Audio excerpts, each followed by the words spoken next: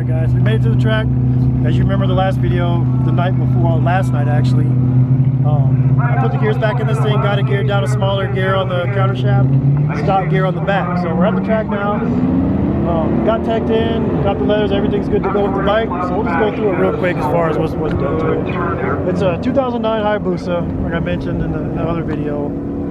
It's lowered obviously, got a different upper clamp here that allows these fork tubes to slide up in here. That's what gets your lowering there. I got adjustable lowering links at the bottom to lower the rear. I don't know if you can see them, but they're kind of right back there by the, kind of see them? Yeah, the exhaust there. Right there. That's what lowers it for me. It's got a full Brox exhaust from the header back. BMC air filter. What else? Power commander. I put this kill switch on there. Is at this track you have to have one of these kill switches here. You basically hook this to your suit somewhere, and there's like a loop on your leather. Hook this to it, that way if you get separated from the bike, it kills the bike, so it's not going to take off down the track without you on it. Other than that, man, that's pretty much it. Power commander? Yeah, power commander. Got a slipper clutch, or it had the slipper clutch in it. I took that out from, I think it was Brox also. There's a little thing that lets you, like if you downshift, no matter how fast you're going, it'll kind of slip the clutch so it doesn't lock up the back tire. So I took that out. By doing that, it helps to get off the line better as well as told. So did that. That was a little simple deal. Otherwise, TRE in there, the timing retard eliminator, so the top end is unrestricted now because it's restricted at like 186 out of the factory. And then I think I have velocity stacks on that too. It increases your power up top, like in the higher RPM. I got those probably a couple years ago. So just bolt-ons. So we'll do. It's probably been about 3 years since I've run this thing. So it's going to be a little rough at first. I already know that. So we're also at this track here. We're a mile above. We're 5,800 feet. We're a mile above sea level basically. So yeah, all the cars run like crap up here. I don't know what the DA is. It's probably about 70 degrees now, so the DA is probably... It's probably at least 80. It's like 80. Yeah, it might be 80. So DA is probably a little high, so we'll see. I mean, I'm sure it'll do all right. It usually does, so... Well, this will be the first time I also drag area with my full leather suit and the boots. I bought the boots and leathers off of buddy of mine. That's about my same size, so it fits. It's a little tight because I gained some weight during an injury. So yeah, like I said, I gained a little bit of weight from an injury. I broke my foot a while back. That's another story though. So suit's a little tight and it's a little rough trying to move with the suit. Shifting and stuff is a little different. It's kind of awkward trying to get my foot on the shifter and lift my feet in those leather pants. That's gonna be a learning curve there too as well. So we'll see what happens. And we'll take you guys along for a ride. Hopefully you can get all the races. And I hope to just get faster from there, so it should be pretty fun. So Alright guys, first run here for Christopher. Bit of a shakedown, he hasn't been here in a while, so let's see how he does. 123 at the hit, 151 at 60 foot. Not bad there. Alright, speed demons now. You know that bike? The left lane has been going around 140 miles an hour all day. That's Mike Parish.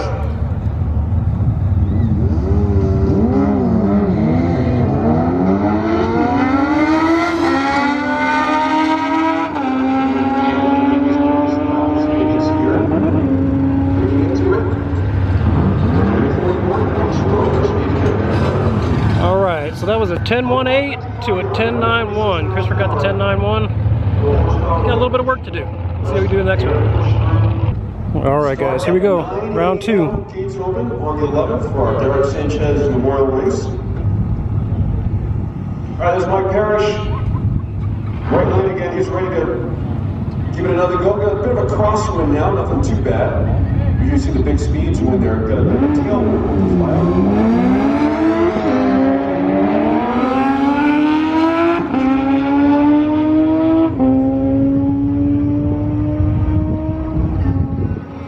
Well, there you go, 142.54 for Mike. That's his big speed of the day. 994 was 998. Last time around. Don't know what happened there on the start. Speed in the left lane. Better luck next time. Some good good times out here, guys. Big mile an hour, too. Alright, we got Tav here in the black vet. A friend out here. Full, well, I don't know if it's full bolt on, but I know he's gonna like headers, heads, cam. See how he does. What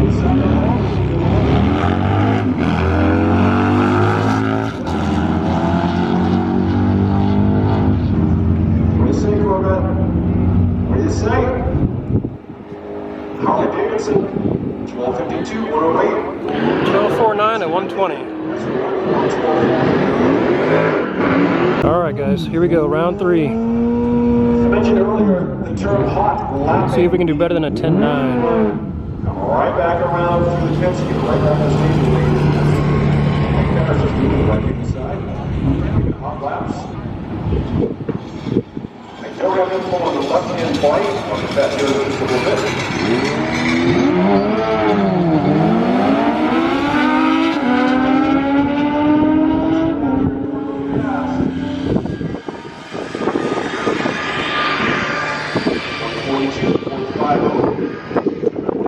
And Mike was flying.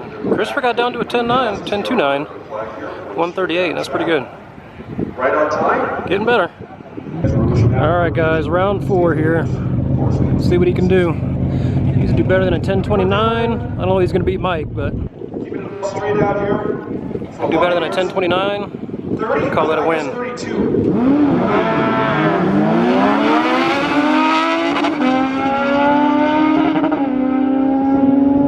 He's running it out. Mike Parish. Spinning the world. 992 for Mike. Wow. 10-3-9 for Chris. 13 on the front end of it. Not horrible. 10:39 for the other one. Alright guys, 4 passes later, I think we're gonna call it. So I did pretty good. It was like I said earlier, it was hard with the leathers, getting to the shift position and just getting used to it again. It's been 3 or 4 years since I've actually raced this thing, but I tied my personal best, which was a 10-2 up here at this altitude with this thing. I got a 10-2-9 on one of the passes, which like I said, years and years ago was my fastest. So I did that on the third pass maybe, I think, and so that was pretty good. One of the passes I did like a 14 something. I'm sure you guys saw that. What happened was I staged it really shallow, so as soon as I lit the bottom beam, I stopped, and since I just barely lit the bulb, the bike, as soon as I let off the brake, the bike rolled back just a smidge and it set the red light. So I said, all right, so I'll still race the guy next to me, but I forgot that there were the dividers on the Christmas tree, so I couldn't see his light.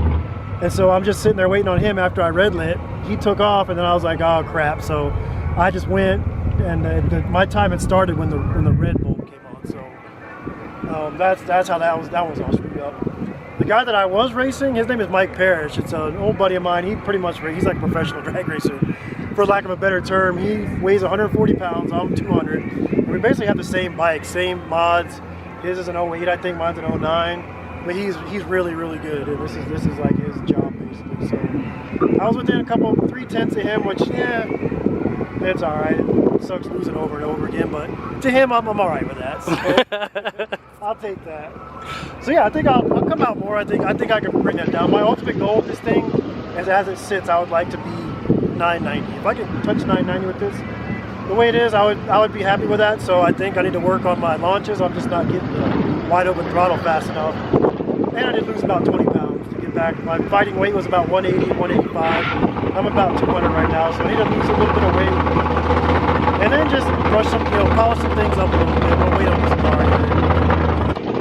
Yeah, overall good day on the track. Bike's still running, it seems to be fine. So we're gonna ride this thing home, put it away for now, and we'll get back in the shop. We need to get back working on that truck. So, thank you guys for watching. We'll try and get you some more of this kind of stuff out here. Still have a couple more things to show you, so this isn't everything. So yeah, in the meantime, like and subscribe. We'll do some more of this. Thanks for watching. Oh, happy Easter.